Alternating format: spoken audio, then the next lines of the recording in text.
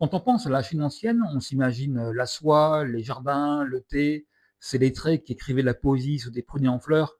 Bref, une Chine raffinée que l'on considère comme un âge d'or.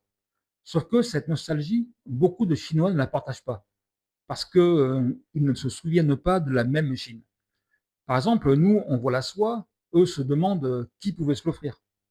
On admire les lettrés, eux se rappellent que pendant des siècles, l'immense majorité de la population ne savait ni lire ni écrire. On admire les palais, eux se rappellent qui les a construits. Alors c'est pas que l'une ou l'autre de ces visions soit fausse, c'est qu'elles ne regardent pas la Chine ancienne depuis le même endroit. Nous, on la découvre souvent à travers ce qu'elle a laissé de plus beau. Des temples, des peintures, des porcelaines, des poèmes.